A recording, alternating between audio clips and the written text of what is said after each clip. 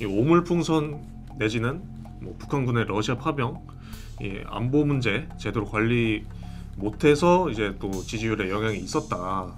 이런 분석에 대해서는 좀 어떻게 보시는지. 그렇게는 안 봅니다. 안보 외교 그거는 문재인 정부 때 완전히 무너졌었죠. 제가 국방위원장 할 때 정말 주한미군 사령관이나 인도태평양 사령관 이런 사람들이 정말 고민을 많이 했습니다. 저한테는 하소연을 많이 했어요. 문재인 정부 너무 불안하다고. 네, 그런 얘기를 많이 하고 걱정되고 한국하고의 정보 공유 안보와 관련된 이것도 굉장히 꺼려했습니다. 불안해서 이게 어디 잘못 새 나갈까봐. 그거에 비하면 윤석열 대통령은 방향을 잘 잡은 거죠. 지금 사실 이재명 대표의 그 외교 안보관은요, 중국에 대해서는 무조건 쉐쉐 외교하면 된다라고 얘기하는 사람 아닙니까? 저는 그 얘기 듣고 이재명 대표는 대통령이 돼서는 정말 안 될 사람이다. 대통령 국정수행 지지율이 이제 계속 하락 내지 답보를 해 왔지 않습니까? 근데 이게 최근에는 명태균 게이트 영향이 좀 우세하지만, 근데 꼭 그렇다고만 볼 수 없고 현재 안보 위기를 제대로 대처하지 못해서라는 이런 해석도 좀 나오는데요. 이 오물풍선 내지는 뭐 북한군의 러시아 파병, 이 안보 문제 제대로 관리 못해서 이제 또 지지율에 영향이 있었다. 이런 분석에 대해서는 좀 어떻게 보시는지. 그렇게는 안 봅니다. 여태까지 그래도 여론조사 제가 구체적으로 말씀드리기는 어렵지만 네네네. 전반적으로 봤을 때 그 대외 관계는 잘 풀어가고 있다는 게 꽤 높아요. 상대적으로 다른 것보다. 그 한미 관계나 한일 관계나 대북 관계가 사실 문재인 정부 때 엄청나게 꼬였었어요. 굉장히 잘못한 게 많고 뭐 서해 공무원 피살 사건도 그렇고 이런 건 말도 안 되는 사건들인데도 원래 그런 걸 특검을 하는 거예요. 그런 거를 원래 그게 맞는 건데 그런 거 한미 관계, 한일 관계 이거 제자리에 돌려 세우고 뭐 원전은 뭐 이제 대외 관계는 아닙니다만은 어쨌거나 그런 대외 관계는 큰 그림을 잘 그렸고 방향을 바로 잡았다 생각을 합니다. 그거를 헐뜯는 그거는 저는 상당히 오히려 안보에 대해서 크게 중요하게 생각하지 않는 그 야권의 어떤 그냥 비판하기 위한 대통령을 비판하기 위한 그냥 공세. 공세라고 봐요. 네. 안보 외교 그거는 문재인 정부 때 완전히 무너졌었죠. 제가 국방위원장 할 때 정말 주한미군 사령관이나 인도태평양 사령관 이런 사람들이 정말 고민을 많이 했습니다. 하지만 그분들은 이제 안보 담당자라 뭐 대외적인 발언을 못했습니다만 저한테는 하소연을 많이 했어요. 문재인 정부 너무 불안하다고. 네, 그런 얘기를 많이 하고 걱정되고 한국하고의 정보 공유 안보와 관련된 이것도 굉장히 꺼려했습니다. 불안해서 이게 어디 잘못 새 나갈까봐. 그거에 비하면 윤석열 대통령은 방향을 잘 잡은 거죠. 네.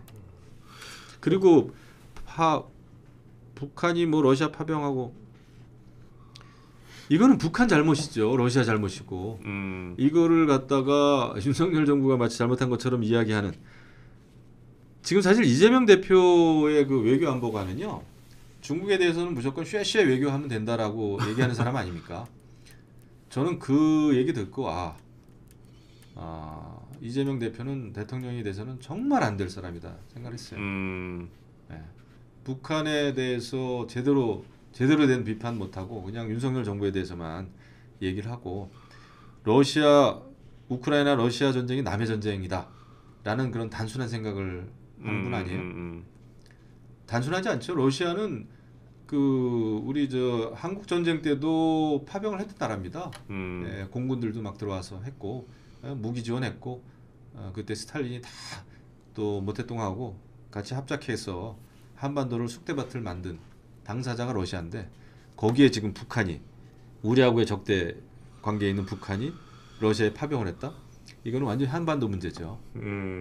북한은 러시아로부터 엄청나게 많은 어떤 기술 이런 거 전수받을 가능성이 커졌는데 지금 우라늄 농축 시설 다 지금 공개하고 남북 관계 다 끊고 그럼 이거에 대한 대책을 세우는 게 중요하지. 이거를 뭐 윤석열 정부가 잘못했다? 아, 이거는 좀 아닌 것 같아요. 러시아에서 좀 한반도로 좀 돌아올게요. 그 국방위원장을 하셨고 접경 지역엔 포천, 연천 지금 포천 가평으로 바뀌었지만 네. 거기서 삼선을 내리하셨고 네. 또 아무래도 지금 대북전단 살포 문제가 좀 대북전단 살포 문제를 가지고 지금 거기 접경 네. 지역 주민들과 살포 단체 간에 좀 갈등이 좀 있는데 어떤 게 옳다고 보세요? 그러니까 알 권리를 위해 북한 주민들의 알 권리가 중요한지 아니면 접경 지역 주민들의 뭐 생존권이 중요한지. 따지고 보면 뭐 양비론적인 얘기지만 다 중요하죠. 그러니까 대북 전단을 무식하게 날려보내면 안 돼요. 그 대북 전단을 날리는 단체들도 그렇고 그거를 뭐 언제 어디서 어떻게 날리겠다 막 홍보 대국민 홍보를 하고 날리고 또 그것도 후원금 받는 단체도 많고 그거는 정치죠. 그건 안 좋은 정치죠. 그러면 분란만 일어나지 그렇게 해서는 안 된다. 그거는 저는 자제되고 또 정부에서도 잘 조치를 해야 되는 게 맞다고 봅니다. 그렇게 드러내놓고 해가지고는 해결될 문제가 아니에요. 오히려 저는 대북 전파 방송 이런 걸 잘해야 된다고 봅니다. 오히려 군이 공식으로요. 뭐 단파 라디오든 뭘 통해서 그런 거를 군이 공식적으로 하기보다는 네. 아무튼 그거는 그 제가 다 말씀드릴 수는 없지만 방법은 많이 있어요. 그렇게 하는 게 맞고 그 무식한 방법으로 뭐 풍선 날리고 막 이래가지고 될 문제는 아니다.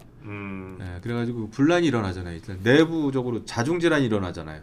또 접경 지역에 있는 분들은 굉장히 불안하고 그래서 그거는 이제 국정원에서도 그렇고 우리 국방부도 대책을 잘 세우는 게 맞다. 이렇게 생각하고 북한 주민의 알 권리 너무 중요하죠. 북한의 가장 큰 문제는 폐쇄돼 있다는 거거든요.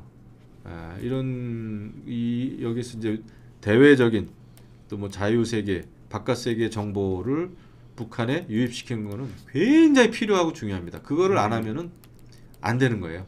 그러니까 할 수 있는 방법 많아요. 아까도 얘기했지만 제가 여러 가지 그 통신 이런 걸 통해서도 그렇고 많이 있죠. 그렇게 좀 하는 게 맞다 생각하죠. 알겠습니다. 그럼 오늘 말씀은 여기까지 들어보도록 하겠습니다. 네, 제가 뭐 이렇게 평가하는 게 좀 맞는지 모르겠지만 오늘 약간 여권의